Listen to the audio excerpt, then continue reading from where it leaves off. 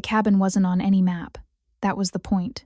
Sera had found it 3 months ago, half collapsed and forgotten at the edge of the Thornwood, that stretch of ancient forest where even the bravest hunters refused to venture. The locals whispered about the Thornwood. They said it was cursed, that wolves the size of bears prowled its depths, that those who entered never returned. Perfect, in other words, for someone who needed to disappear. If you're enjoying this story so far, don't forget to hit the like button and subscribe. Drop a comment telling me where in the world you're watching from. I love hearing from you. She'd spent weeks making the cabin livable, patching the roof with pine branches and moss, sealing the gaps in the walls with mud and stones, clearing out the debris of decades. It wasn't much, a single room with a stone fireplace, a narrow bed she'd built from salvaged wood, shelves for her meager supplies. But it was hers, and more importantly, it was hidden. The winter had been brutal, but she'd survived. She'd learned to trap rabbits, to identify which plants were safe to eat, to move through the forest like a shadow. She'd learned silence. She'd learned stillness.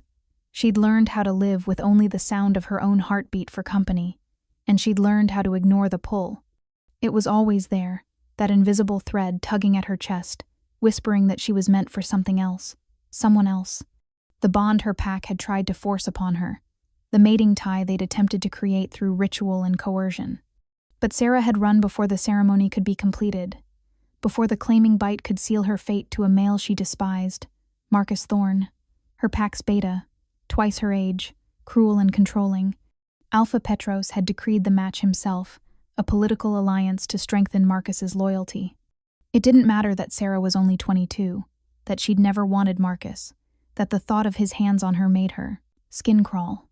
In her pack, Omegas didn't get choices, so she'd made her own choice. She'd run. Now, as spring began to thaw the forest around her cabin, Sera told herself she was safe. The incomplete bond was weak, barely more than a whisper. As long as she stayed here, stayed hidden, Marcus couldn't track her. The Thornwood's reputation would keep searchers away, and eventually, the bond would fade completely. She just had to wait it out. The storm rolled in at dusk, turning the sky the color of a bruise. Sera watched from her cabin doorway as lightning split the darkness, counting the seconds until thunder followed. The storm was close, maybe a mile away. Moving fast. She'd need to secure everything before it hit. She was checking the shutters on the single window when she felt a shift in the air that had nothing to do with the approaching storm. The forest had gone silent. No birds, no rustling of small creatures in the undergrowth. Just an oppressive, waiting stillness that made every instinct scream danger. Something was coming. Sera's hand went automatically to the silver knife at her belt, the only weapon she had. Not that it would do much good against whatever could silence an entire forest. She backed toward the cabin door, her eyes scanning the darkening tree line. That's when she saw him. He emerged from the shadows between the trees, like he was made of them. A massive figure, easily 6.5 feet tall, moving with a predator's fluid grace. Even in human form, there was something unmistakably other about him, something ancient and powerful that made her wolf whimper in recognition. Lycan. Not werewolf. Lycan. The old blood. The first children of the moon. Nearly extinct now. Lycans were larger, stronger, more primal than modern werewolves. They could shift at will regardless of the moon, could hold a half-form that was the stuff of nightmares. And they were ruled by kings, not alphas. This one wore the bearing of royalty like a second skin. He stopped at the edge of the clearing, perhaps 20 feet from her door, and simply stood there, watching. His eyes caught what little light remained, reflecting it back in a flash of silver gold. Even from this distance, Sera could feel the weight of his gaze, the intensity of his focus. Her mouth went dry. Her heart hammered against her ribs. "You're trespassing," she called out, proud when her voice emerged steady despite the fear coursing through her. "This is my territory." A low sound reached her, something between a laugh and a growl. "Your territory?" His voice was deep, rough, like stone grinding against stone. "Little wolf, you're standing in the heart of the Thornwood. These lands have belonged to my line for 1,000 years. The first drops of rain began to fall, fat and cold. Then you won't mind one small cabin at its edge," Sera replied, tightening her grip on her knife. "I'm not hurting anything. I just want to be left alone."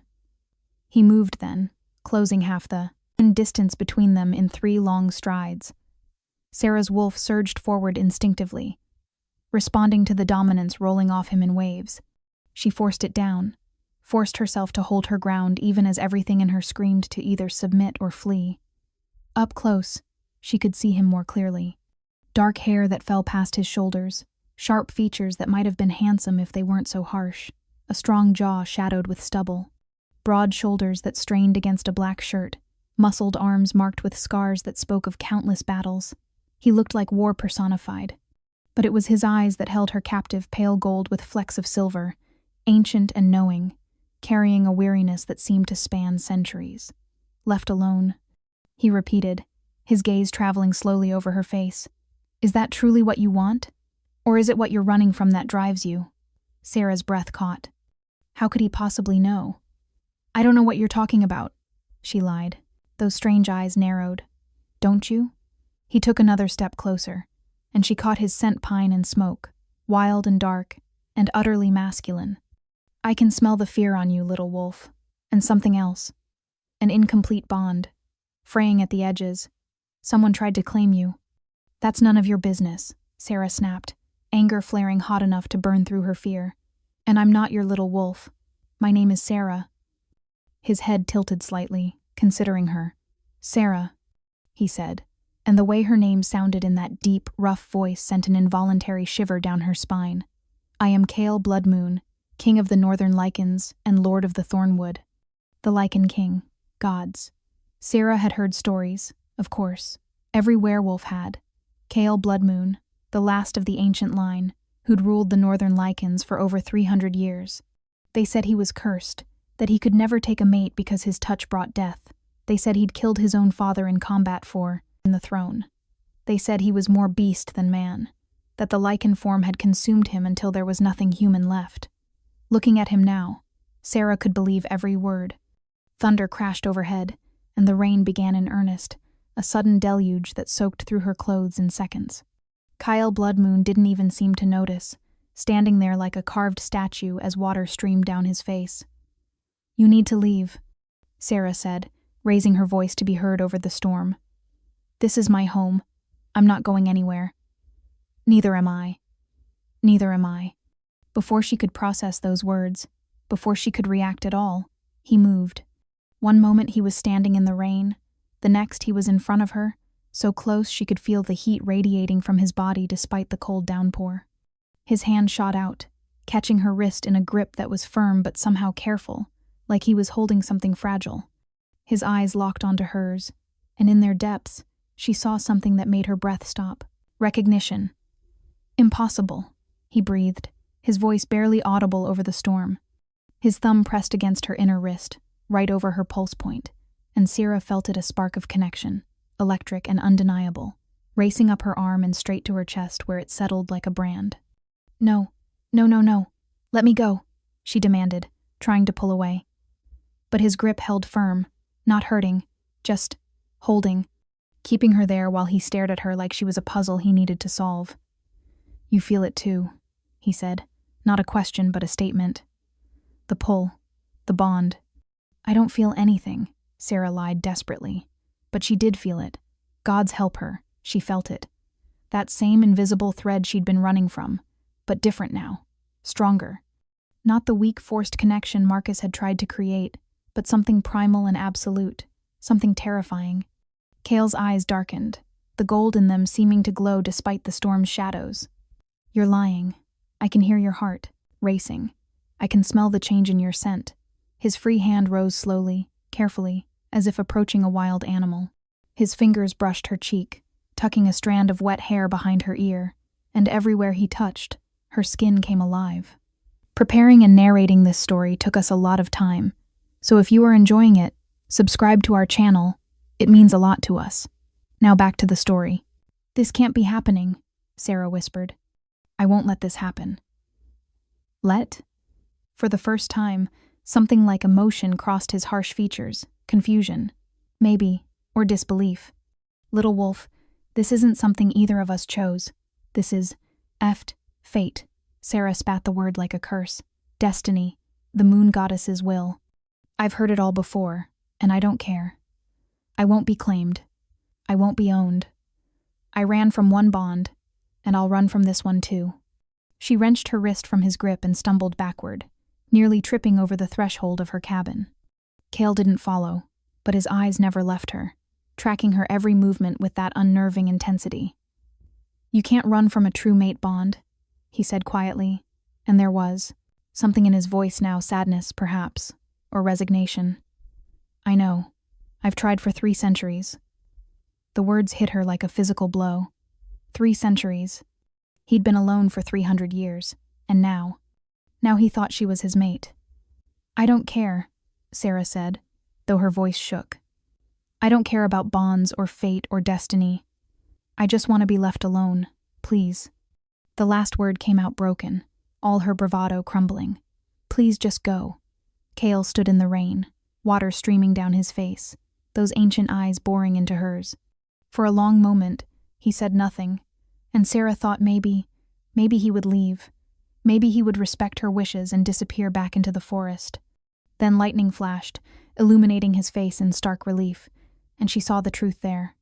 He wasn't going anywhere. I can't, he said simply. Even if I wanted to. Even if you asked me 1,000 times. He took one step forward, just one. But it was enough to bring him to the threshold of her cabin. Because someone is coming for you, Sera. Someone who shouldn't be able to track you through the Thornwood, but is doing it anyway. I can sense them, smell them on the wind. They'll be here before dawn. Ice flooded Sera's veins. What are you talking about? The male who tried to claim you? Cale said, his voice dropping to a growl. He's found you, and he's not alone. Marcus had found her.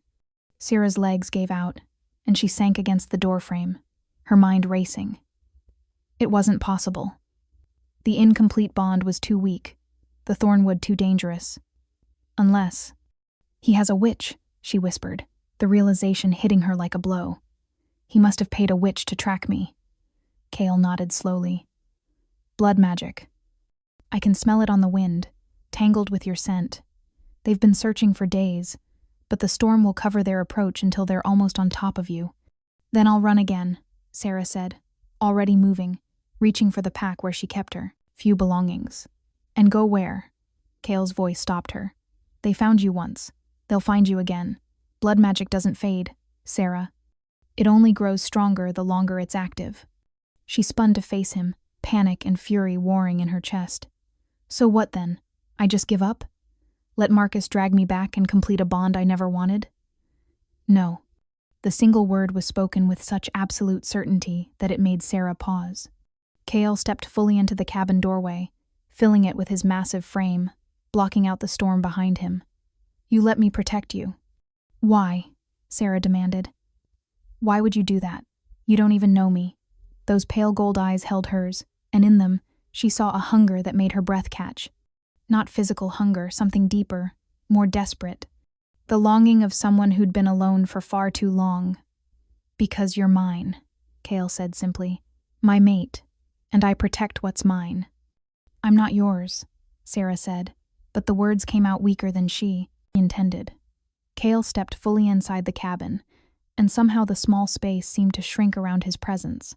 He moved to the fireplace, his movements economical and purposeful, and began building up the fire she'd let die down to embers. The flames caught quickly under his skilled hands, casting dancing shadows across the rough walls. You keep saying that, he observed, not looking at her. As if repetition will make it true. It is true, Sera insisted, wrapping her arms around herself.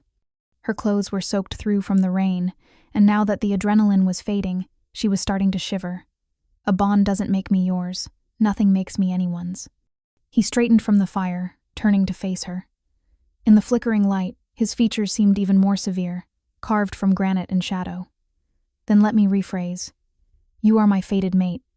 The moon goddess herself chose you for me, and me for you. That doesn't make you my possession, Sera.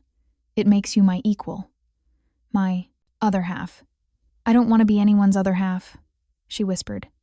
I just want to be whole on my own, Something shifted in his expression, understanding perhaps, or recognition of a pain he knew intimately. And that, he said quietly, is exactly why you were chosen for me. Before Sera could ask what he meant, Cale's head snapped toward the door, his entire body going rigid. His eyes flashed full Lycan gold, and a low growl rumbled from his chest. "They're closer than I thought," he said, his voice dropping an octave. "We have maybe an hour, perhaps less." Panic surged through Sera's chest. "An hour? You said they wouldn't be here until dawn." "The storm is moving faster than I anticipated. It's masking their scent, bringing them closer under its cover." He moved toward her with that predatory grace, stopping just out of reach. "I need you to trust me, Sera. Just for tonight, let me keep you safe." "And then what?" she demanded. "What happens after tonight? Then, you choose." His eyes met hers, and she saw the truth in them. "I won't force a bond you don't want. I won't claim you against your will. But I will not let another male take you either. Not when you're afraid of him. Not when the bond was forced." Sera searched his face, looking for the lie, the manipulation, the control she'd learned to expect from powerful males. But all she saw was a weary kind of honesty, the truth of someone who'd lived too long to bother with deception. "Why should I believe you?" she asked.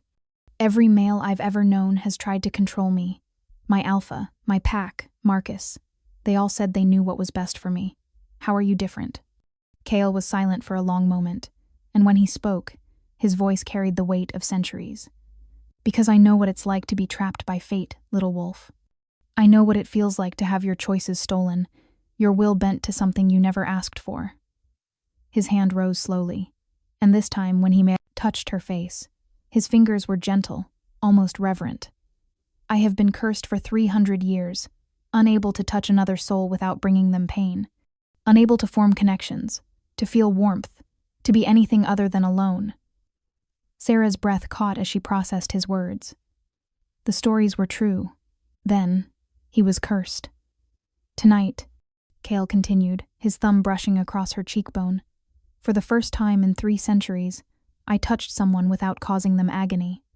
I felt the mate bond something I thought forever denied to me." "Do you understand what that means?" She did.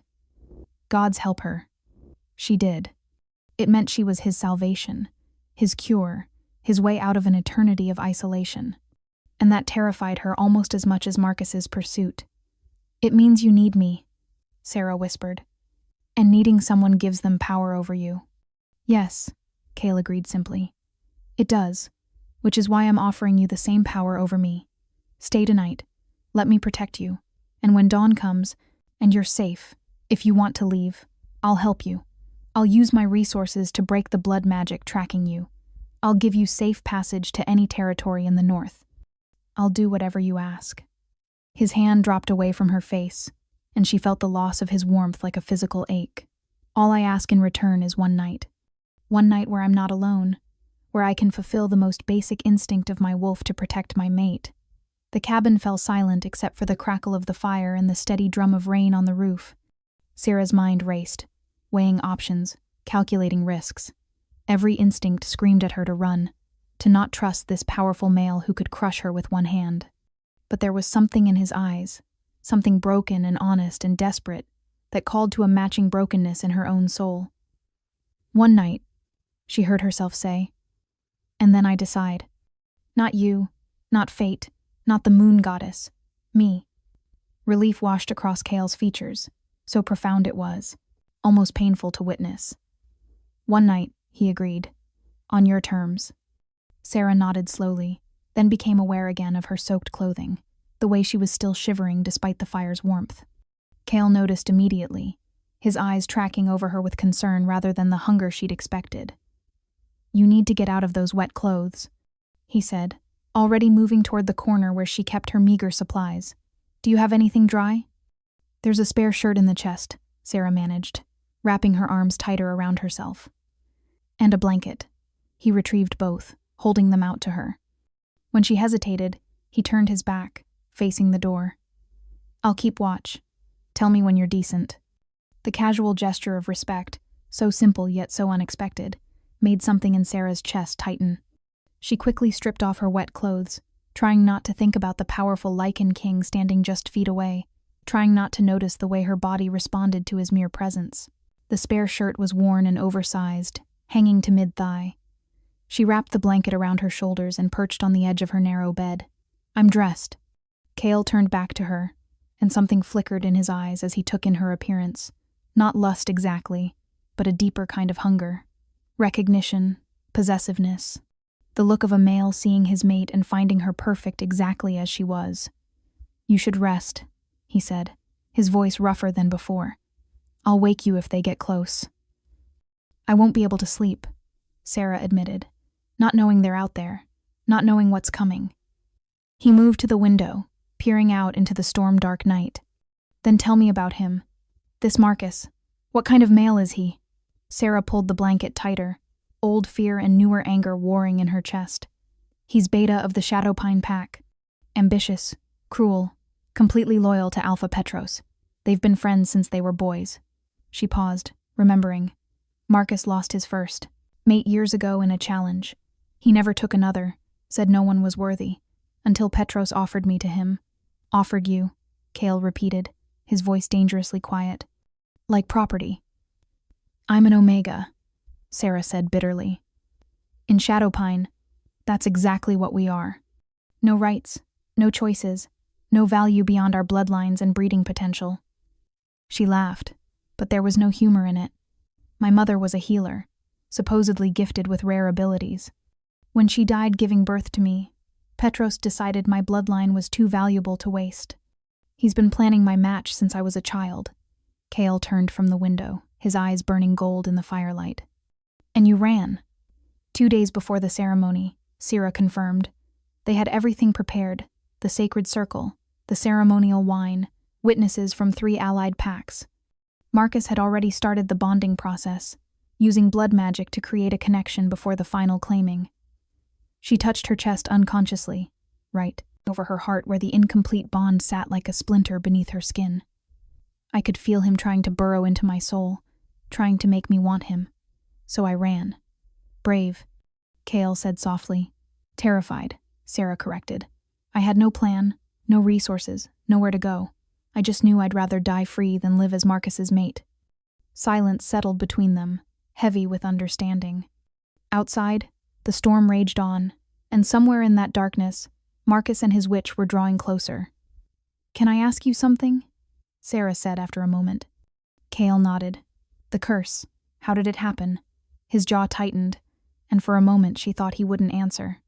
Then he moved away from the window, settling onto the floor near the fire with his back against the wall, deliberately not on the bed, she noticed, keeping distance between them. "My father cursed me," he said flatly. 300 years ago, when I challenged him for the throne." Sera's eyes widened. "Your own father?"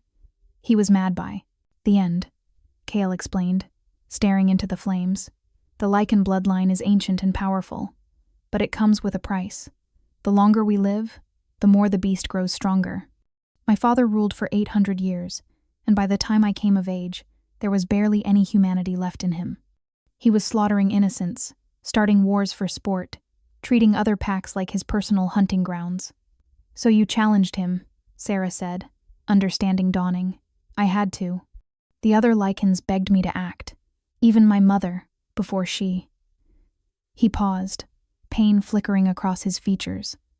"Before he killed her in one of his rages. So I issued the formal challenge. We fought for 3 days and 3 nights.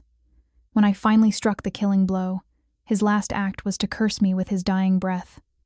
"What did he say?" Sera whispered. Cale's hands clenched into fists. "He said that since I'd taken his life, I would never be able to give life to another. That anyone I touched with love or desire would know only pain. That I would rule alone forever, unable to form bonds, unable to take a mate, unable to produce an heir. The Lycan line would die with me." The cruelty of it stole Sera's breath. "That's why you've been alone all this time." "I've tried to break it," Cale admitted. "Every witch, every shaman, every magical creature with knowledge of ancient curses. Nothing worked. The curse was tied to my father's bloodline, sealed with his death. The only thing that could break it was..." He trailed off, his eyes finding hers across the room. A true mate, Sera finished. He nodded. Something I thought I'd never find. Lycan's mate for life, Sera. Our bonds are absolute. Without one, I'm incomplete. And with the curse, I couldn't even seek one out. Every touch brought agony. Every connection withered before it could form. His voice dropped. Do you know what it's like to go 300 years without a single kind touch? Without warmth? Without connection? Tears pricked Sera's eyes. She thought of her own loneliness, her 3 months in this cabin, and multiplied it by 1,000. The isolation would drive anyone mad. But when I touched you, Cale continued, his gaze intense, there was no pain. Only... He seemed to struggle for words. Only rightness. Like something broken inside me suddenly healed. Like taking a breath after drowning for centuries. That's why you can't let me go, Sera realized. Not because you want to control me, but because I'm your salvation. Yes, he agreed. But that doesn't mean I'll force you to stay. I meant what I said, Sera. After tonight, the choice is yours, even if it destroys me. The vulnerability in his voice, the raw honesty, made something crack in the walls Sera had built around her heart. This ancient, powerful king was offering her exactly what she'd always wanted: choice. Freedom, the right to decide her own fate. A distant howl cut through the storm, and Cale was on his feet. Instantly, every muscle tensed. They're here, he growled. Closer than I thought possible. Sera stood, her heart hammering. How many? 6, maybe 7. He moved to the window, his eyes glowing full gold now. Marcus and his witch, plus enforcers. They're spreading out, trying to surround the cabin. We should run, Sera said, grabbing for her pack. No. Cale's hand shot out, catching her wrist. The witch will have wards set. If we try to flee, they'll sense it immediately. Our only advantage is that they don't know I'm here. They'll smell you, Sera protested. A dangerous smile crossed Cale's face. Not if I don't want them to. Lycans are older than werewolves, little wolf. We have gifts your kind has forgotten. He pulled her close, and Sera's breath caught as his arms came around her. Stay quiet, stay close, and trust me. Before she could respond, the world seemed to shimmer around them. The cabin, the fire, everything remained the same, but something fundamental shifted. It was like being wrapped in shadow, hidden from sight and sense. Concealment? Cale murmured against her ear, his breath warm on her neck. They'll see an empty cabin now. As long as you stay within my arms, they can't detect you. Sera should have protested, should have pushed away from this stranger, this king, this male who threatened everything she'd fought for. But his arms were strong and warm, his chest solid against her back, and for the first time in 3 months, maybe for the first time in her life, she felt safe. So she stayed quiet, stayed still, and waited. The first figure appeared at the tree line moments later. Even through the concealment magic, Sera could see him clearly. Marcus Thorn, his gray wolf, form massive and threatening. He shifted to human, unconcerned with his nudity despite the rain, and Sera had to fight down a surge of revulsion. I know you're here, little Sera, Marcus called out, his voice carrying across the clearing. I can feel you through our bond. Did you really think you could hide from me forever? Behind him, other wolves emerged from the forest. 5 enforcers and a cloaked figure that had to be the witch. They spread out in a semicircle, surrounding the cabin.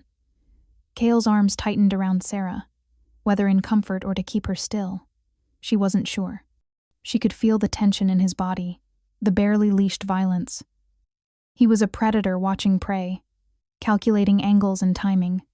The Thornwood can't protect you, Marcus continued, moving closer to the cabin. Its reputation is just superstition and ghost stories. There's nothing here but trees and shadows. He stopped a few feet from the door. Come out, Sera. Come home where you belong. I promise I won't punish you too harshly for running. The casual arrogance in his voice made Sera's blood boil. Behind her, she felt Cale's chest rumble with a silent growl. She's definitely here. The witch spoke up, her voice thin and reedy. The blood magic is strongest at this location. She must be concealed somehow. Then break the concealment, Marcus snapped. The witch began to chant, and Sera felt magic pressing against Cale's shadowy barrier. But the Lycan King's power held firm, ancient and immovable as stone. After several minutes, the witch shook her head. "There's something else here. Something old. I can't break through it." Marcus's expression darkened. "Then we burn her out." He turned to his enforcers. "Torch the cabin. She'll have to run eventually. And when she does, we take her." Horror flooded Sera's system. They were going to burn down her cabin, her home, the only safety she'd found. She started to move, to protest, but Cale's arms locked around her like iron bands. "Not yet," he breathed directly into her ear, so quiet she almost missed it. "Wait." One of the enforcers approached with a torch, its flame guttering in the rain. He threw it against the cabin wall, but the wet wood barely caught. A second enforcer tried the roof, with the same result. "It's too wet," the enforcer reported. "The storm soaked everything." Marcus snarled in frustration. "Then we wait. She has to come out eventually. No one can stay hidden forever." "We can't stay here indefinitely," one of the enforcers protested. "Alpha Petros expects us back by the new moon. And I don't like this place. There's something wrong about it." "Coward," Marcus spat. But Sera could see the unease in his posture, the way his eyes kept darting to the dark forest around them. Even he felt it, the weight of ancient power that pressed down on the Thornwood, the sense of being watched by things older and more dangerous than any werewolf. The witch stepped forward, her hood falling back to reveal a woman of indeterminate age, her face marked with ritual scars. "There's one way to be certain she's here," she said, pulling a knife from her belt. Before anyone could react, she sliced her own palm and let blood drip onto the ground. Blood calls to blood. If her bond to Marcus is still active, she'll feel this. The witch began to chant again, and this time Sera felt it, a burning sensation in her chest, right over her heart where the incomplete bond festered. She gasped, unable to suppress the sound, and felt Cale's arms tighten protectively. "There." The witch smiled triumphantly. "She's definitely here, and the bond is holding." Marcus's face lit with savage satisfaction. "Good. Then we wait. Set up camp. She can't hide forever. And when she emerges, she's mine." The enforcers began to move, preparing to settle in for a siege. Sera felt despair wash over her. They weren't leaving. And eventually, Cale's magic would fade, or she'd need food or water, or something would give her away. She was trapped. As if sensing her thoughts, Cale leaned down, his lips brushing her ear. "Do you trust me?" he whispered. Sera's first instinct was to say no. She'd learned not to trust anyone, especially powerful, males who promised protection. But something in his voice, in the way he held her not possessively but carefully, like something precious he was afraid of breaking, made her hesitate. "I don't know," she whispered back honestly. "Then trust this," he said. "I am Cale Bloodmoon, king of the northern Lycans, and I have not survived 300 years by letting lesser wolves dictate my actions." His voice dropped even lower, taking on a quality that made her wolf sit up and take notice. "They've made a grave mistake coming into my territory, and an even graver one threatening my mate." Before Sera could ask what he meant, Cale released her from the concealment, his arms falling away. The world snapped back into full focus, and she stumbled slightly without his support. Then he walked toward the door. "What are you doing?" Sera hissed, panic flooding her system. Cale looked back at her, and his eyes were pure liquid gold now, no white remaining. When he smiled, she saw fangs. "Showing them why the Thornwood is feared," he said simply. And then he opened the door and stepped out into the rain to face Marcus and his hunters alone. The effect was immediate. The moment Cale stepped into the clearing, every wolf present froze. The enforcers' hands went to their weapons. Marcus's entire body went rigid. And the witch took 3 involuntary steps backward, her face draining of color. "Impossible," she breathed. "A Lycan. Here." Marcus recovered first, his alpha training overriding his instinctive fear. "Who are you?" "This is pack business. It doesn't concern you." Cale stood in the rain, utterly still, utterly calm. Water streamed down his face, plastered his dark hair to his shoulders, but he didn't seem to notice. His eyes, those ancient, terrible gold eyes, fixed on Marcus with the kind of attention a hawk gives a mouse. "You are in my territory," Cale said, his voice carrying effortlessly over the storm, "threatening a wolf under my protection. That makes it very much my concern. One of the enforcers laughed nervously. Your territory? The Thornwood doesn't belong to anyone. It's cursed land, abandoned. Cursed, yes, Cale agreed, a cold smile playing at his lips. But not abandoned, never abandoned. These woods have been mine for 1,000 years, long before your pack's grandfathers were born. He took a step forward, and despite themselves, the wolves retreated a step. Did you never wonder why the Thornwood is feared? Why even the bravest hunters refuse to enter? Ghost stories, Marcus said, but his voice had lost some of its confidence. Superstition meant to keep the weak away. No, Cale corrected gently, and somehow that quiet gentleness was more terrifying than any threat. Truth, wrapped in legend. I am the monster mothers warn their children about. I am the reason wolves don't hunt these woods. I am the curse that keeps this forest dark. He smiled, showing those two sharp fangs. I am Cale Bloodmoon, king of the northern Lycans, and you are trespassing. The witch made a strangled sound, stumbling further back. The Lycan king, gods preserve us. We need to leave. Now. The witch speaks wisdom, Cale said approvingly. Perhaps you should listen to her. But Marcus, driven by pride or stupidity or desperation, held his ground. I don't care who you are. That Omega in the cabin belongs to my pack. She's bonded to me. You have no claim on her. Something dangerous flickered in Cale's eyes. I have every claim. She is my mate. The words fell like stones into water, rippling out in waves of shock. Marcus's face twisted with disbelief and rage. That's impossible. She's already mine. The bond is incomplete and unwanted, Cale interrupted, his voice dropping to a growl, forced upon her through blood magic and coercion. Not a true bond at all, but a mockery of one. He took another step forward, and this time his form began to shift, muscles rippling beneath his skin. Let me explain. Something about true bonds, little wolf. When the moon goddess chooses mates, the connection is absolute, unbreakable, eternal. His eyes flashed. Unbreak. And it supersedes all other claims. I don't believe you, Marcus snarled. But Sera could hear the uncertainty in his voice now, the fear creeping in at the edges. She's been promised to me for years. Alpha Petros decreed it. Alpha Petros, Cale said, tasting the name like spoiled meat, is not here. And his decrees mean nothing in my territory. He spread his arms wide, encompassing the dark forest around them. You came into the Thornwood seeking one frightened Omega. Instead, you've found a Lycan king who has not had the pleasure of combat in quite some time. His smile was all predator now. So here are your options. Leave now, while you still can. Or stay, and learn why my kind ruled these lands when yours were still learning to walk on two legs. The enforcers were openly backing away now, their nerve breaking. Even Marcus looked uncertain, his eyes darting between Cale and the cabin where Sera waited. You're bluffing, Marcus said, but it sounded like he was trying to convince himself. You're alone. We're 7. Even a Lycan can't. He never finished the sentence. Cale moved. One moment he was standing in human form.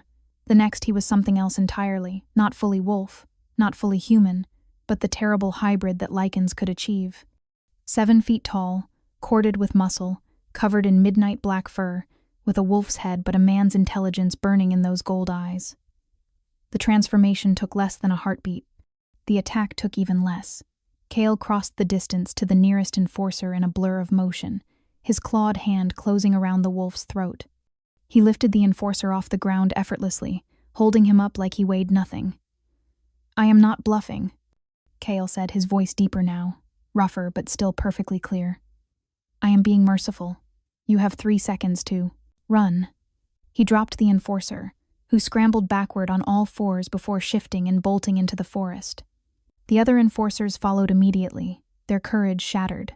Only Marcus and the witch remained. Go, Marcus ordered the witch, his eyes never leaving Cale. Tell Alpha Petros what happened here. You're staying? The witch asked incredulously. I'm not leaving without her. Marcus began to shift as well, his body contorting into his gray wolf form.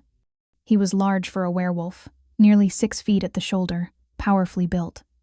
But next to Cale's Lycan form, he looked like a pup challenging a bear, The witch fled. Marcus and Kale circled each other in the rain, two predators sizing each other up. Inside the cabin, Sera watched with her heart in her throat, wanting to intervene but knowing she'd only distract Kale if she did. "Last chance," Kale offered. "Walk away. Live." Marcus's answer was a snarl and a lunge. The fight was brutal and brief. Marcus was strong, well-trained, and motivated by fury and possessiveness. But Kale was ancient, powerful, and fighting for his mate. There was no contest. Kale caught Marcus mid-leap, claws sinking into gray fur. They went down in a tangle of limbs, rolling across the muddy ground. Marcus snapped at Kale's throat, but the Lycan was faster, twisting away and using his greater size to pin the wolf beneath him. "You challenged for her?"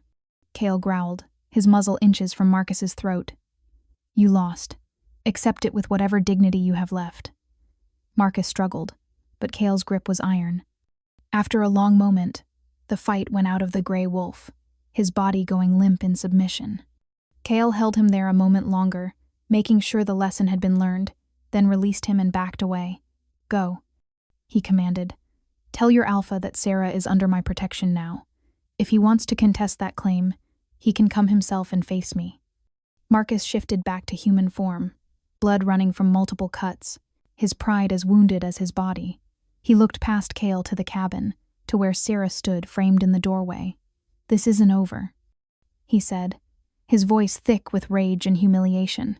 "Yes," Kale replied calmly. "It is." For a moment, Sera thought Marcus might attack again, might choose death over defeat, but survival instinct won out. He shifted back to wolf form and limped into the forest, following the path his enforcers had taken. Silence fell over the clearing, broken only by the steady drum of rain. Kale stood there in his Lycan form, breathing heavily, blood mostly Marcus's staining his fur. Slowly, his body began to shift back, fur receding, bones reshaping, until he stood human again, naked and magnificent in the firelight spilling from the cabin. Then he turned to face Sera. "Are you hurt?" she asked, the words tumbling out before she could stop them. He shook his head, water droplets flying from his hair. "Not in any way that matters."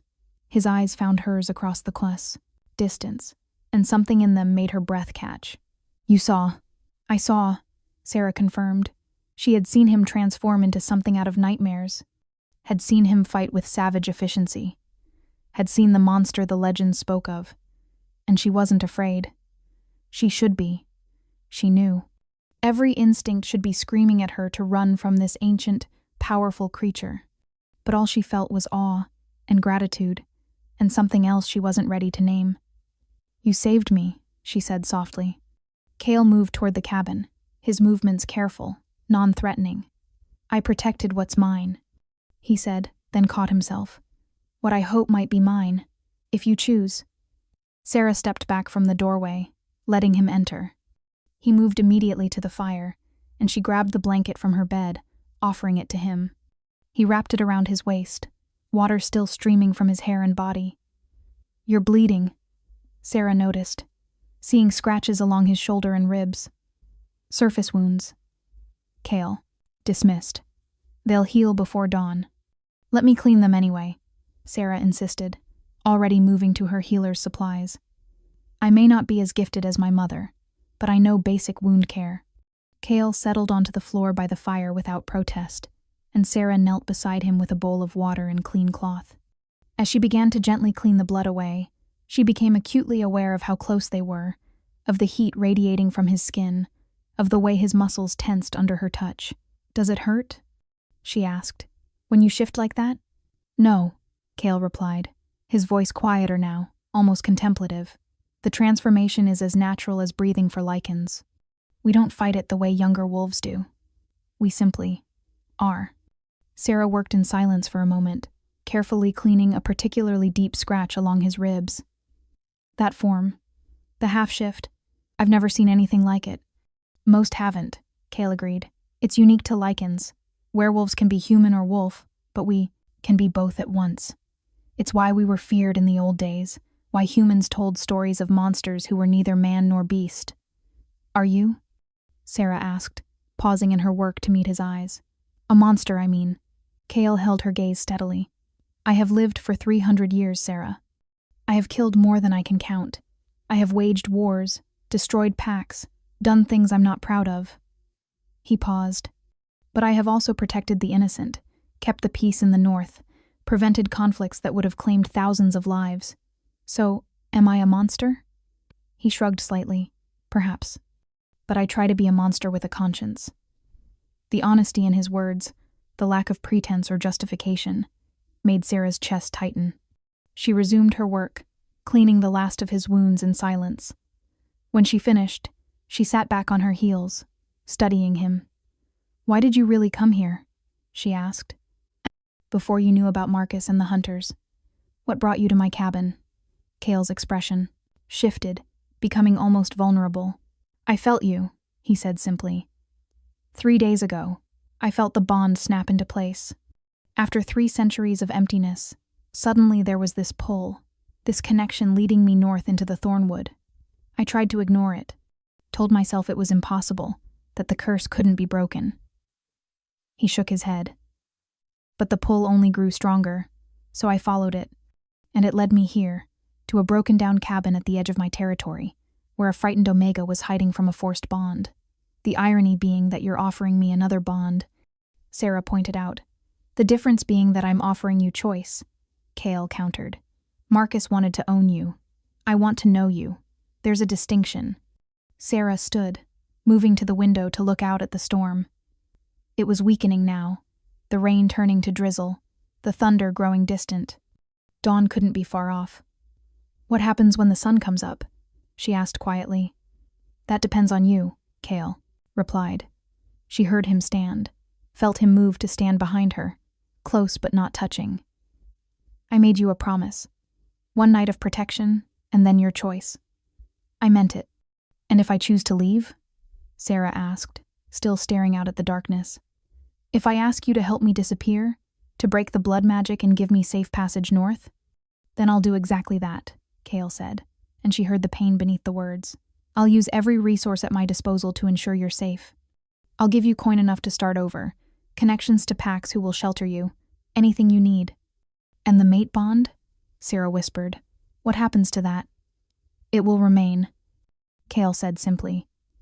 "Unfinished, unfulfilled. A connection between us that exists but is never acknowledged." His voice dropped. "For you, it might fade with time and distance. You're young. Your wolf is strong. Eventually, you might barely feel it." "And for you?" Sera asked, though she thought she already knew the answer. "For me, it will be as it has always been," Cale replied. "Alone. But at least I'll have had this one night. This brief moment where I wasn't entirely isolated. Where I felt warmth again, even if only in the act of protecting you." He paused. "It will have to be enough." Sera closed her eyes, feeling tears prick at her lids. She thought of everything she'd seen tonight. Cale's terrible power, his surprising gentleness, his unwavering protection. She thought of how he'd offered her exactly what she'd always wanted: choice, freedom, autonomy. And she thought of how, for the first time in her life, she'd felt safe in someone else's presence. "What if I don't want to leave?" she heard herself say. The silence that followed was so profound she could hear both their heartbeats, hers racing. His suddenly stopped. "What are you saying?" Cale asked carefully, as if afraid to hope. Sera turned to face him, and in the dying firelight, she saw all his centuries reflected in his eyes: loneliness, longing, fear of disappointment, desperate hope. "I'm saying that I've spent my whole life running from bonds I didn't choose, from males who wanted to own me, from a fate I never asked for." She took a breath. "But you're offering me something different. You're offering me partnership, equality, the right to choose." "Yes," Cale said, not moving, barely breathing. "So I'm choosing," Sera continued, her voice growing stronger. "I'm choosing to stay. Not because fate demands it, not because the moon goddess decreed it, but because I want to." She stepped closer to him, close enough that she could feel his warmth. "I want to know you, Cale Bloodmoon. I want to understand what 300 years of loneliness has created. I want to learn if the bond between us is real or just destiny playing games." "Sera," Cale breathed her name like a prayer, like a plea. I'm not saying I'm ready to complete the bond, Sera clarified quickly. I'm not saying I'm prepared to be claimed or marked or any of the traditional things, but I'm saying I want to try. I want to see if this connection between us is worth exploring. That's all I ask, Cale said, and there was such profound relief in his voice that Sera's heart ached. A chance. Time. Whatever you're willing to give. Sera reached out slowly, giving him time to pull away, and placed her palm against his chest. His skin was warm beneath her touch, and she could feel his heart hammering against his ribs. "Does it still hurt?" she asked. "When I touch you?" Cale's hand came up to cover hers, pressing her palm more firmly against his chest. "No," he said, his voice rough with emotion. "It feels like coming home after an eternity of wandering. It feels like the first warm day after endless winter. It feels like—" He stopped, struggling for words. "Like breathing." Sera finished softly. "Yes," Cale agreed. "Exactly like that." They stood there as dawn began to break outside, two broken souls finding unexpected solace in each other's presence. The storm had passed, leaving the world washed clean and new. And in the small cabin at the edge of the Thornwood, something equally new was beginning. Not a forced bond or a fated destiny, but a choice freely made, honestly given, and full of possibility. Cale's hand came up to cup her face, his thumb brushing across her cheekbone in that same gentle gesture from earlier. "Thank you," he said simply, "for giving me a chance. For choosing this, even knowing what I am." "What are you?" Sera asked, leaning into his touch despite herself. "A monster trying to be better." Cale replied honestly. "An ancient king who's forgotten how to be anything but alone. A cursed Lycan who's been given an impossible gift." His eyes met hers, and in them she saw vulnerability that had nothing to do with physical weakness and everything to do with emotional honesty. "I'm someone who will probably make mistakes, who will struggle to balance my protective instincts with your need for independence, who will have to learn how to be part of a pair after 3 centuries of solitude." "That's a lot to work through," Sera observed. "It is," Cale agreed, "which is why I'm grateful you're willing to try." Sera smiled, and it felt strange on her face. She'd smiled so rarely in the past months. "We're quite a pair, aren't we? A runaway Omega afraid of bonds and a cursed Lycan king who doesn't know how to connect." "Perfect for each other," Cale said, and there was humor in his voice now, warm and genuine. "No expectations, no pretenses, just 2 broken people figuring it out together."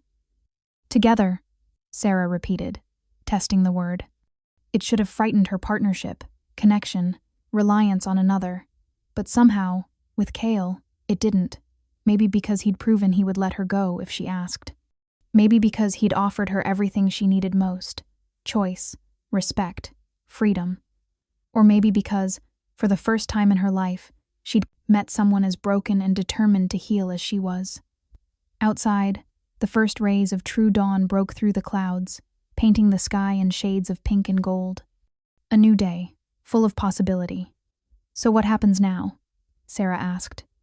Cale's smile was small but genuine, transforming his harsh features into something almost boyish. "Now?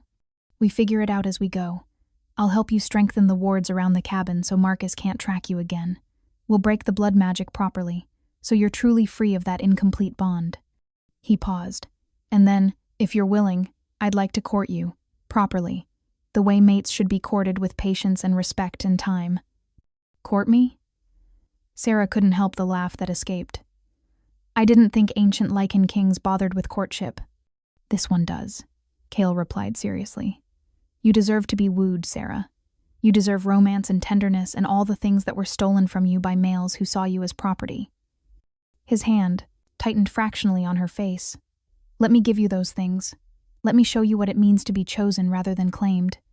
Sera's breath caught at the intensity in his eyes, the sincerity in his voice. "And if it doesn't work, if we try and discover we're too different, too broken, then we'll have tried," Cale said simply. "And I'll have had more than I ever hoped for a chance to know my mate, even if only briefly. A memory of warmth to carry through whatever centuries remain." He leaned down slowly, giving her every opportunity to pull away, and pressed his forehead to hers. "But I don't think it won't work, little wolf. I think we might surprise ourselves." Sera closed her eyes, breathing in his scent pine and smoke and something uniquely him. She felt the mate bond between them, no longer terrifying but almost comforting. A connection that was there but not demanding, present but not possessive. "Okay," she whispered. "Okay, let's try."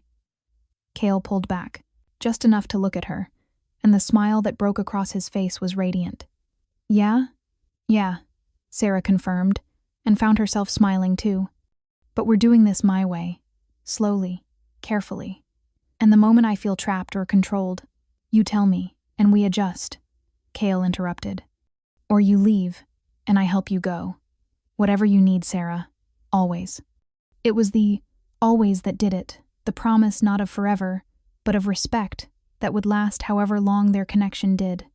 Sera found herself rising on her toes, her free hand coming up to rest on his shoulder. "Can I kiss you?" she asked, the words surprising her as much as they clearly surprised him. Cale's eyes widened, and for a moment he looked almost afraid. "I haven't. In 300 years. I haven't been able to." "I know," Sera said gently, "but the curse is broken with me, remember? Your touch doesn't hurt me, so can I kiss you?" "Yes," Cale breathed. "God's yes." Sera stretched up, and Cale leaned down, meeting her halfway. Their lips touched softly, tentatively, like neither quite believed it was possible. The kiss was chaste, barely more than a brush of mouths, but the effect was electric. The mate bond flared to life between them, warm and bright and right. Sera felt it settle into her chest, not the invasive, choking presence of Marcus's forced connection, but something that felt like coming home. Like finding a piece of herself she hadn't known was missing. When they pulled apart, both were breathing hard, and Cale's eyes were glowing full gold again. "That was," he started, then seemed unable to find words. "Yeah," Sera agreed, feeling dazed and giddy and terrified and hopeful all at once. "It was." They stood there in the growing dawn light, neither quite willing to let go, both marveling at the simple intimacy of touch without pain, connection without force, possibility without pressure. Outside, the Thornwood stirred to life around them, birds beginning their morning songs, small creatures emerging from their shelters, the forest awakening to a new day. And in the small cabin that had been Sera's refuge, two unlikely souls began the tentative process of learning what it meant to choose each other, to build something real from the ruins of their respective pasts. It wouldn't be easy, Sera knew. There would be challenges ahead. Marcus and Alpha Petros wouldn't give up easily, and Kyle had 3 centuries of isolation to overcome. She had her own fears and walls to work through, her own trauma to heal. But for the first time in her life, Sera felt like she wasn't facing those challenges alone. For the first time, she had a partner who saw her as an equal, who would fight beside her rather than for her, who would respect her choices even when they cost him everything. And that, she thought as Cale pulled her close in a careful embrace, was worth more than all the forced bonds and political alliances in the world. "Welcome home, little wolf," Cale murmured against her hair. Sera smiled, tucking herself closer to his warmth. "Welcome home, Your Majesty." Outside, the sun continued to rise, painting the Thornwood in shades of gold and green, illuminating the ancient trees that had kept Cale's secrets for centuries. And somewhere in those depths, magic stirred old magic, Lycan magic, the kind that had protected these lands for a millennium. The Lycan king had found his mate. And the Thornwood celebrated. The weeks that followed were unlike anything Sera had ever experienced. Cale kept his promise. He courted her. Not with grand gestures or expensive gifts. Sera had made it clear she wanted none of that. Instead, he courted her with patience, with presence, with the kind of quiet devotion that spoke of centuries of loneliness finally finding purpose. He rebuilt her cabin, reinforcing the walls and roof with his own hands, turning her precarious shelter into a true home. He warded it with Lycan magic so old and powerful that even the strongest blood magic couldn't penetrate it. And he gave her space, sleeping outside in wolf form most nights, never pushing for more than she was ready to give. But he was always there when she needed him. When nightmares of Marcus woke her in the dead of night, Cale would shift to his half-form and stand guard at her door, his presence a silent promise of protection. When she struggled with the lingering effects of the incomplete bond the phantom pulls, the invasive whispers he would sit with her by the fire and talk until the sensations faded.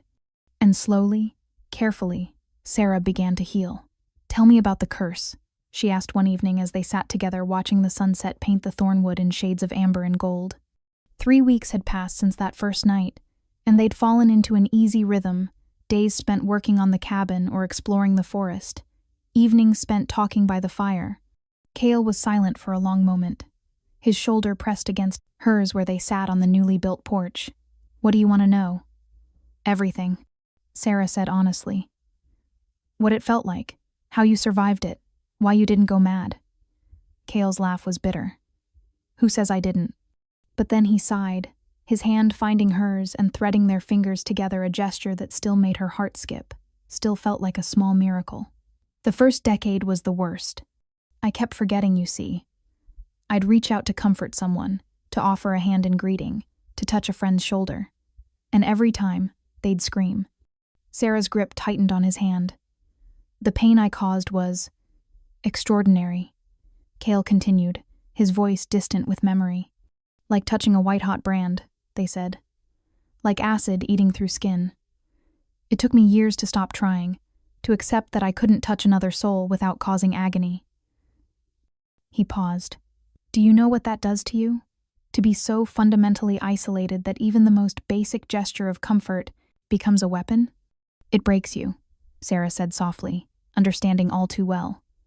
Her own isolation in the cabin had been measured in months, not centuries, but she knew the weight of loneliness. "It does," Cale agreed. "By the 50th year, I'd stopped trying to connect at all. By the 100th, I'd forgotten what touch felt like. By the 200th, he trailed off, his jaw tightening. "By the 200th year, I wasn't sure I was still capable of feeling anything at all." "But you are," Sera said, turning to face him. "You feel. I've seen it." Cale's eyes met hers, and in them she saw a vulnerability that still surprised her, this ancient, powerful king who'd learned to show her his broken places. "I do now," he said. "Because of you. You've reminded me what it means to feel, Sera. What it means to hope for something beyond mere survival." The intensity in his gaze made her breath catch. Over the past weeks, moments like this had become more frequent instants where the air between them seemed charged with possibility, where the mate bond hummed with potential, where they both teetered on the edge of something neither was quite ready to name. "Cale," Sera started, then stopped, unsure how to articulate what she was feeling. "I know," he said gently, bringing their joined hands up to press a kiss to her knuckles. "I feel it too. The bond growing stronger, the pull becoming harder to ignore." His thumb traced circles on the back of her hand. "But we have time, little wolf. All the time you need. What if I don't want more time?" The words tumbled out before Sera could stop them. "What if I'm tired of being cautious and careful? What if I want—" She broke off, heat flooding her cheeks. Cale went very still beside her. "What do you want, Sera?" His voice was rough, carefully controlled. Sera took a breath, gathering her courage. "I want to complete the bond, not because fate demands it, not because tradition requires it, but because I choose. Because I choose you." The silence that followed was profound. Cale stared at her like he couldn't quite believe what he'd heard, like he was afraid to hope. "Are you certain?" he finally asked. "Sera, completing the bond is permanent. Once done, it can't be undone. We would be tied together for life, my life, which could span centuries more. You need to be absolutely sure." "I am sure," Sera said, and realized she meant it. Over the past weeks, she'd come to know Cale in ways she'd never known anyone. His kindness beneath the fierce exterior, his gentle humor, his unwavering respect for her boundaries. He'd proven himself in 1,000 small ways, and she trusted him in a way she'd never thought she could trust any male. More than that, she'd felt the mate bond settling into her soul like it belonged there, not invasive like Marcus's forced connection, but natural and right. With Cale, she wasn't losing herself. She was finding the missing piece. "I want this," she continued, her voice growing stronger. "I want you. Not because I have to, but because I want to. That's the difference, don't you see? With Marcus, there was no choice. But with you, I'm choosing. I'm choosing this bond, this connection, this life together." Kale's hand came up to cup her face, his touch reverent. "I've waited 300 years for you," he said, his voice thick with emotion. "I can wait longer if you need." "I don't need more time," Sera interrupted, covering his hand with hers. "I need you to trust that I know my own mind, that I'm capable of making this choice." Something shifted in Kale's expression, understanding perhaps, or recognition that she was right.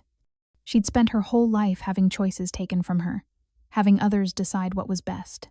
The greatest gift he could give her now was to trust her decision. "Then yes," he said simply. "Yes, Sera. I would be honored to complete our bond." The formal words, so at odds with the raw emotion in his voice, made Sera smile. "When?"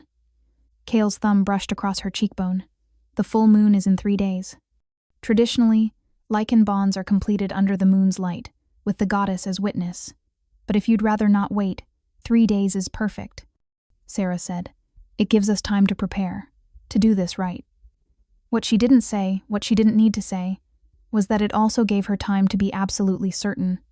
And Kale, understanding as always, simply nodded and pulled her close. They sat together as darkness fell over the Thornwood, two souls on the precipice of something permanent and profound, neither afraid anymore of what the future might hold. The next 3 days passed in a strange blur of normalcy and anticipation. Kale left each morning to handle business in his territory. Apparently being a Lycan king involved more logistics than Sera had realized, but he always returned before dark, bearing small gifts. A bundle of wildflowers, a perfectly shaped stone, from the stream, a rabbit already cleaned for their dinner. "You don't have to bring me things," Sera protested after the 5th such offering, this time a beautiful piece of driftwood carved into the shape of a wolf. Kale shrugged, looking almost embarrassed. "Old traditions die hard. Lycan males court their mates with offerings, evidence they can provide and protect." "I'm not doubting your ability to provide," Sera said, but she kept the carved wolf. Placing it on the shelf above she'd started thinking of it as their, rather than her fireplace. On the 2nd day, Kale brought someone with him when he returned, the female beta Sera had briefly met that first night, Celine. "The king said you might appreciate female company," Celine said by way of greeting, her sharp eyes assessing Sera with obvious curiosity. "And that you're completing your bond tomorrow night. I thought you might want help preparing." Sera blinked, surprised by the gesture. Yes, thank you." What followed was an afternoon unlike any Sera had experienced. Celine was nothing like the female wolves in her old pack, sharp-tongued and fierce, but also warm and surprisingly funny. She brought supplies for a ritual bath, herbs for blessing, and stories about Kale that made Sera see her mate in new light. "He was insufferable when I first joined his guard," Celine confided as she helped Sera prepare the ceremonial herbs. "All brooding and snapping, and don't touch me. I'm cursed. Took me 3 months to get him to crack a smile." "How did you do it?" Sera asked, genuinely curious. Celine grinned. "I stopped treating him like a tragic hero, and started treating him like a grumpy old man who needed someone to tell him when he was being ridiculous." Her expression softened. "He's a good male, Sera. The best I've known. He'll be a worthy mate." "I know," Sera said quietly. "Do you?" Celine's gaze was penetrating. "Because it's not too late to change your mind. Completing a bond with a Lycan king isn't like a normal mating. His life is complicated, dangerous. There will be threats, politics, enemies who'll see you as a weakness to exploit." "Let them try," Sera said with more confidence than she felt.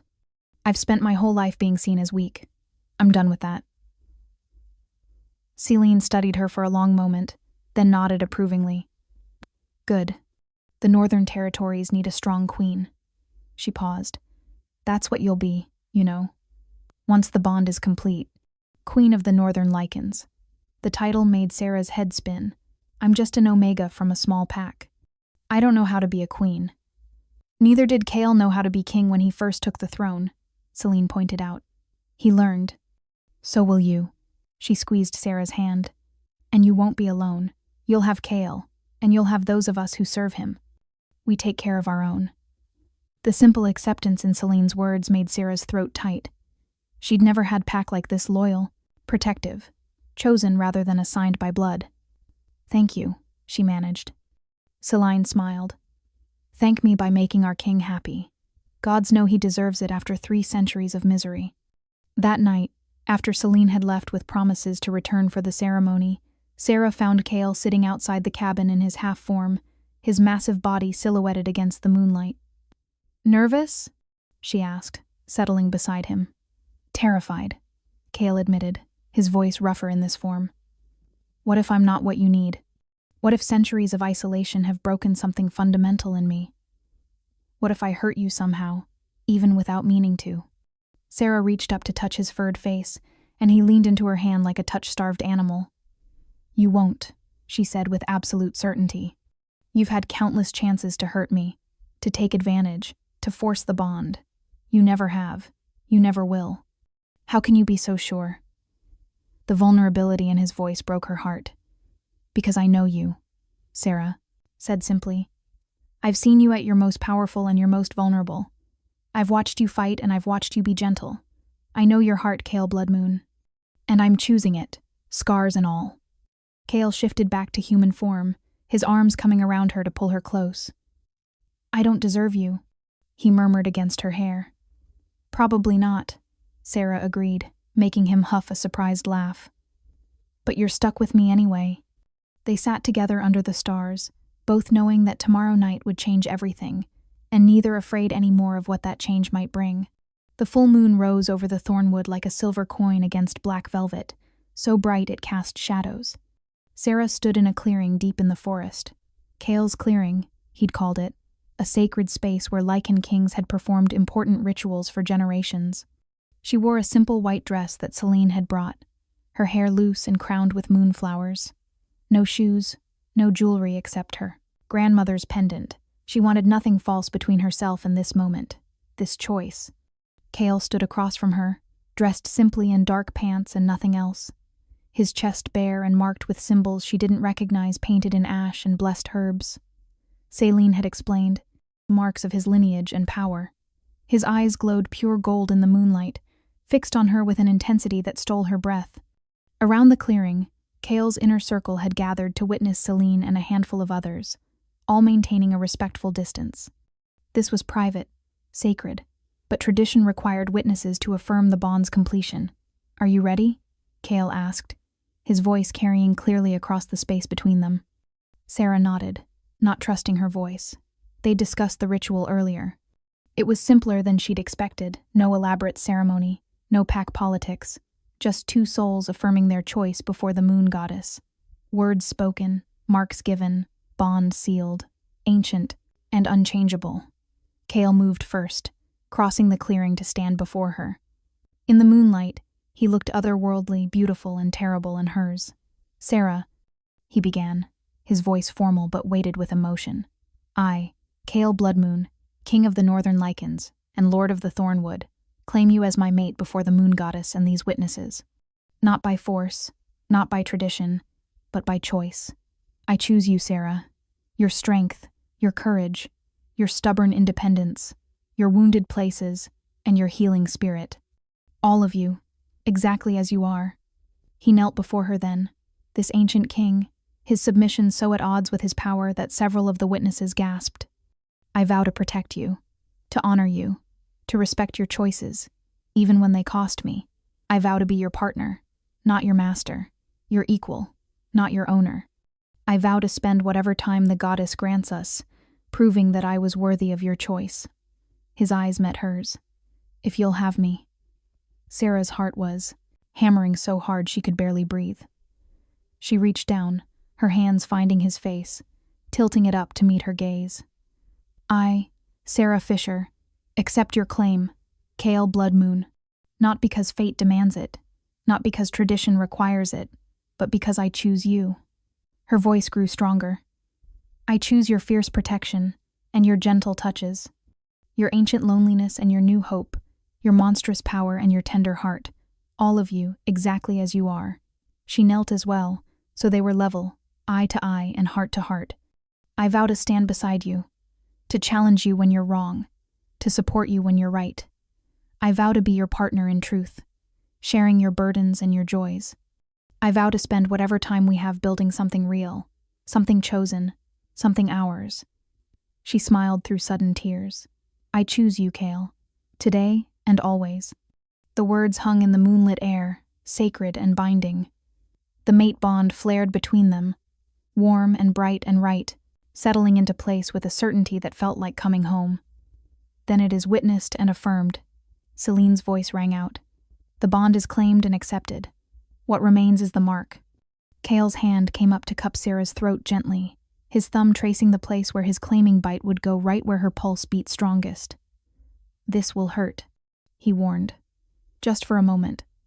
I trust you, Sera said simply. She felt his body shift partially, felt his canines lengthen, and then he struck fast and clean and precise. The pain was sharp but brief, and then there was only warmth spreading through her veins like sunlight, like coming alive for the first time. The mate bond completed with a snap that resonated through both their souls. Sera gasped, feeling Kale's emotions suddenly available to her, his profound relief, his fierce joy, his overwhelming love. And she knew he could feel hers too, her happiness, her hope, her certainty that this was right. When he pulled back, his tongue soothing the bite mark, his eyes were glowing so brightly they almost hurt to look at. Mine, he growled, the word primal and possessive. Ours, Sera corrected, and placed her own mouth against his throat. She couldn't give him the same claiming bite, she lacked the strength and the canines, but she could mark him in her own way. She bit down, not hard enough to truly wound, but firmly enough to leave her mark, claiming him as he'd claimed her. Kale shuddered beneath her touch, a sound somewhere between a growl and a moan escaping him. When Sera pulled back, she saw her mark on his throat, smaller than his on her, but visible. Proof of ownership that went both ways. Ours, Kale agreed, pulling her close. Always ours. Around them, the witnesses howled their approval, the sound echoing through the Thornwood until it seemed the entire forest celebrated with them. The rest of the night passed in a blur of joy and celebration. Kale's pack had prepared a feast, and what Sera had expected to be a somber, formal affair turned into something warm and welcoming. They accepted her without question, without judgment, seeing only their king's happiness and respecting his choice. Welcome, my queen, Celine said, embracing Sera with genuine warmth. The north is better for your presence. Others echoed the sentiment, and Sera felt something long frozen in her chest begin to thaw. She'd spent so long isolated, first by her pack's rejection and then by her own choice. But here, now, she was surrounded by wolves who saw her not as broken or defective, but as worthy. As evening deepened into night, Kale pulled her away from the celebration, leading her back through the forest toward the cabin. Eager to be alone with your mate? Sera teased, though her own pulse was racing. Eager to begin our life together, Kale corrected, but there was heat in his eyes that made her shiver. If you're ready. I'm ready, Sera assured him, and meant it. What followed was tender and passionate, awkward and perfect, exactly what a first union between mates should be. Kale was careful with his strength, constantly checking that she was comfortable, that he wasn't hurting her.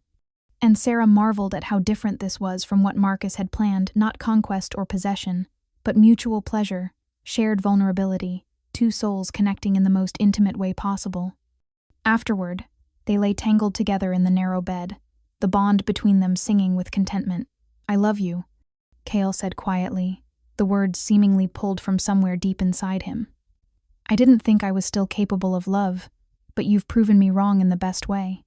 Sera turned in his arms to face him, her hand finding his jaw. I love you too, she said, testing the words and finding them true. I didn't know I could. I was so afraid of bonds, of being trapped. But with you, I'm not trapped. I'm free in a way I've never been. Because you chose, Kale said, understanding as always. Because I chose, Sera agreed. And I'd choose you again, every time. They fell asleep like that, wrapped around each other, the mate bond a warm presence in both their chests, two souls who'd been broken and alone finally finding peace in each other's arms. The dawn that followed was bright and clear, the Thornwood alive with birdsong. Sera woke to find Kale watching her with such tenderness it made her chest ache. Good morning, my queen, he said softly. Good morning, my king, Sera replied, still testing out these new titles, these new roles. Are you happy? Kale asked, and she heard the vulnerability beneath the question, this ancient being still unsure he could be what she needed. Sera smiled, pulling him down for a kiss.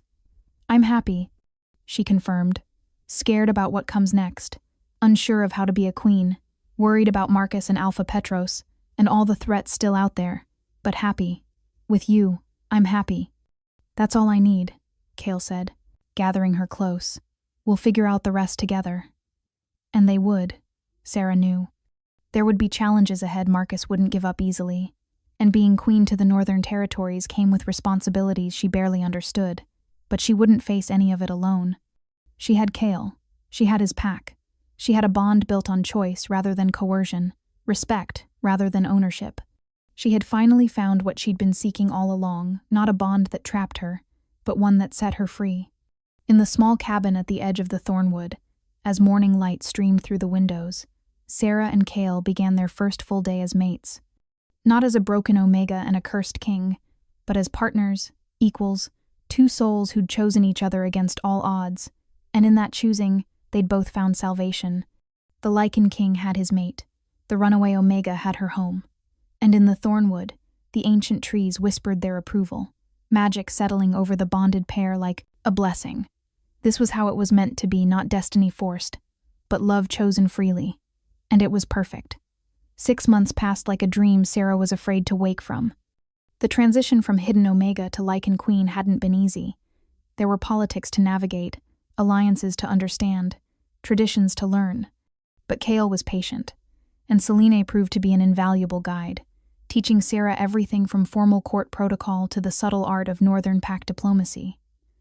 "You're doing better than you think," Selene assured her one afternoon as they reviewed requests from various pack leaders.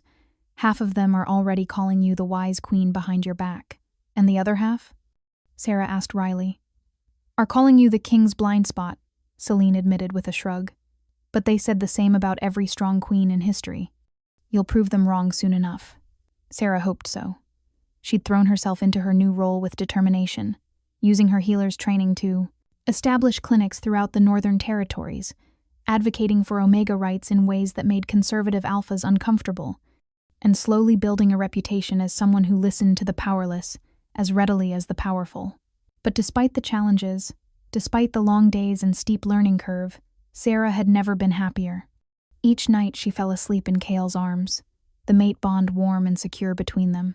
Each morning she woke to his kisses, to whispered words of love, to the certainty that she was exactly where she belonged. The only shadow on her happiness was the knowledge that Marcus and Alpha Petros hadn't forgotten her.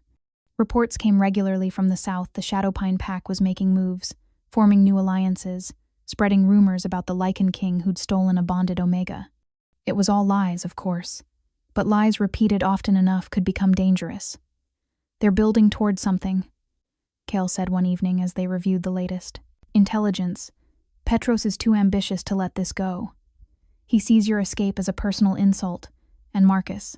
He paused, his jaw tightening. "Marcus is obsessed. The incomplete bond may be broken, but his pride isn't." Sera traced the claiming mark on her throat, Kale's mark, permanent and true. "Let them come," she said with more confidence than she felt. "I'm not the frightened Omega who ran anymore." "No," Kale agreed, pulling her close. "You're a queen, my queen, and anyone who threatens you will learn exactly what that means." The threat came 2 weeks later, delivered by a messenger who looked terrified to be in Lycan territory.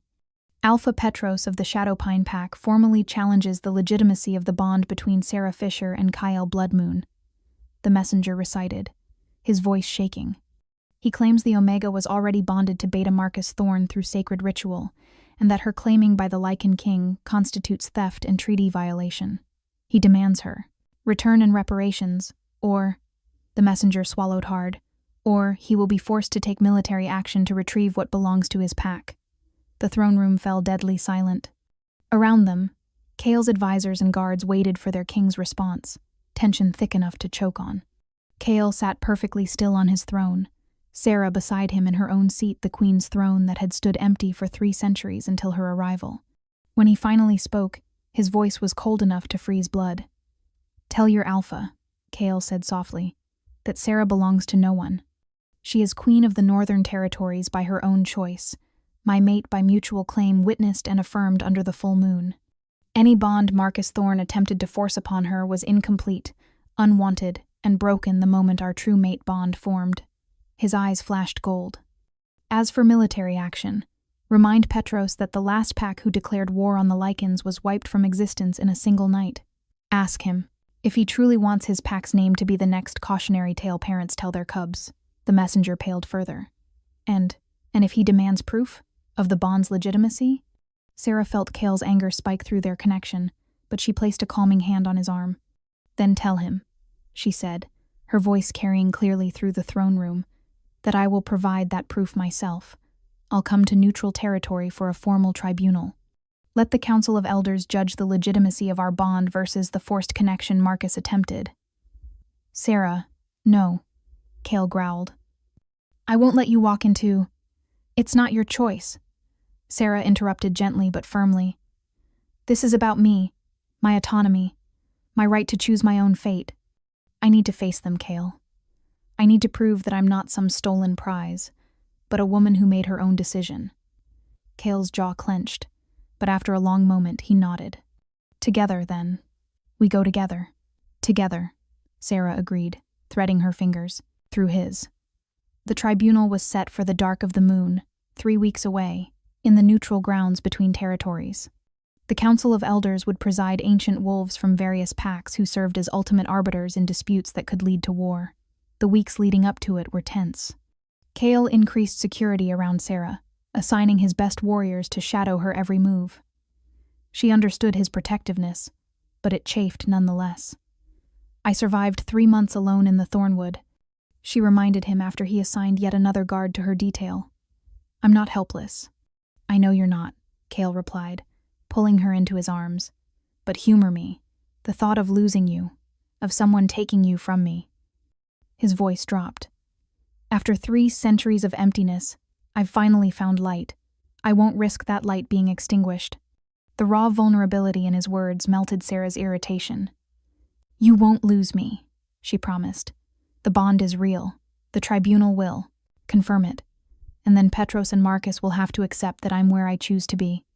And if they don't accept it? Cale asked. Sera's smile was sharp. Then you'll remind them why Lycans are feared. The night before the tribunal, Sera couldn't sleep. She stood at the window of their chambers they'd moved to Cale's ancestral home, a massive stone fortress that made her cabin seem like a dollhouse staring out at the dark forest. Cale found her there, wrapping his arms around her from behind. Second thoughts? He asked gently. Never about us, Sera assured him. But I'm worried about tomorrow. What if the elders rule against us? What if they decide Marcus's claim holds weight? Then I'll go to war, Cale said simply. And I'll win. But it won't come to that, love. Our bond is true. Anyone with eyes can see it. Sera turned in his arms to face him. Tell me again, she requested. Tell me why you love me. Cale smiled, cupping her face in his large hands. I love your courage. The way you ran from a life that would have destroyed you, even knowing you might die alone in the wilderness.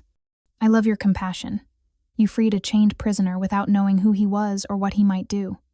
I love your strength. You faced down alphas twice your size and never backed down from what you believe is right. He pressed his forehead to hers. I love that you chose me, not because fate demanded it, not because I'm a king, but because you saw past the monster to the man underneath. You gave me back my humanity, Sera. How could I not love you for that? Tears slipped down Sera's cheeks. I love you too, she whispered. So much it terrifies me sometimes. Good, Cale said, his thumbs wiping away her tears. Love should terrify us. It means we have something worth fighting for. They made love then, slow and tender, reaffirming their bond in the most primal way. And afterward, wrapped in each other's arms, Sera finally found sleep. The neutral grounds were a vast clearing in the forest that bordered all the major territories, sacred space where blood couldn't be shed, where conflicts were resolved through words rather than claws. By the time Sera and Cale arrived with their delegation, dozens of packs had already gathered. The tribunal was the most significant in generations, and everyone wanted to witness it. The Council of Elders sat in a semicircle on a raised platform, 7 ancient wolves, their combined age spanning millennia. Sera recognized Grand Elder Morrigan, who'd presided over the original confrontation between Kale and Marcus at her cabin. Across the clearing, Alpha Petros stood with his delegation. And beside him, Marcus Thorn, his eyes fixed on Sera with an intensity that made her skin crawl. "Let the tribunal begin," Grand Elder Morrigan announced, her voice carrying with unnatural power. "Alpha Petros of Shadowpine, state your grievance." Petros stepped forward, his bearing regal despite the clear nervousness beneath. "Esteemed elders, I come seeking justice for a grave wrong. Sera Fisher was an omega of my pack, promised to my beta Marcus Thorn through sacred ceremony. The bonding process had begun, blood oaths were taken, witnesses gathered. Before the bond could be completed, she fled. We believed her lost, possibly dead, until we discovered she'd been taken by the Lycan king and claimed as his mate." He gestured to Kale with barely concealed contempt. "This constitutes theft under pack law. The Omega was already bonded to Marcus. Her subsequent claim by Kale Bloodmoon is therefore illegitimate." Murmurs rippled through the gathered crowd. Sera felt Kale tense beside her, felt his anger through the bond, but he remained silent, waiting for his turn to speak. "Kale Bloodmoon," Grand Elder Morrigan said. "You may respond." Kale rose, and even standing still, his presence dominated the space. Sera Fisher was never legitimately bonded to Marcus Thorn. The ceremony she fled from was forced upon her without her consent. The blood magic used to create a connection was coercion, not courtship. She ran because the alternative was a lifetime of imprisonment to a male she feared and despised. His voice grew harder. "When I found Sera, she was alone, hiding, terrified. The incomplete bond Marcus had forced on her was already breaking down. When our true mate bond formed spontaneously, naturally, as the moon goddess intended, it superseded the false connection entirely. The Omega should speak for herself," one of the other elders interjected. "Let her tell us which bond she considers legitimate." Sera stood, her heart pounding but her voice steady. "Esteemed elders, everything Kale said is true. I never wanted Marcus. I never consented to the bond Alpha Petros arranged. When they began the ceremony, I felt violated, trapped, terrified. So I ran." She met Marcus's gaze directly. "I'm sorry if my escape wounded your pride, Marcus, but I'm not sorry. I did it. You would have made me miserable, and I refuse to apologize for choosing freedom over captivity."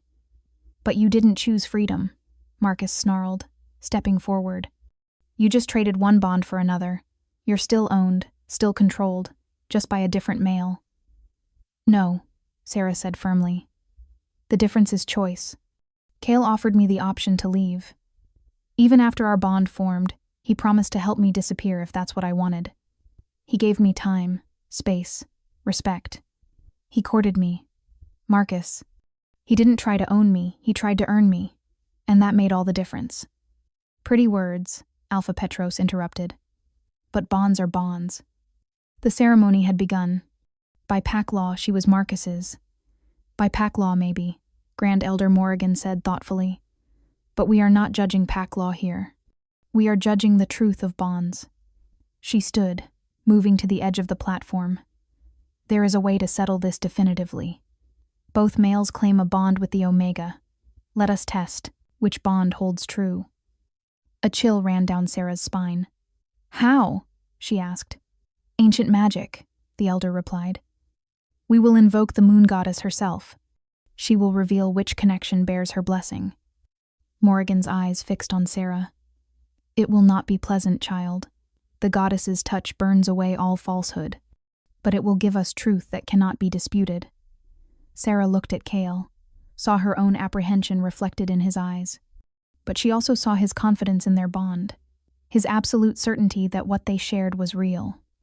"I agree," Sera said. "Test us." The ritual was simple but powerful. Sera was brought to the center of the clearing, standing within a circle of sacred stones. Marcus stood at one point of a triangle, Kale at another, and Sera at the third. The elders began to chant, their voices weaving together in words so ancient Sera didn't recognize the language. The air grew thick with power, pressing down on her shoulders like a physical weight. Then the moon, goddess's presence, arrived, and Sera understood what the elder had meant about burning.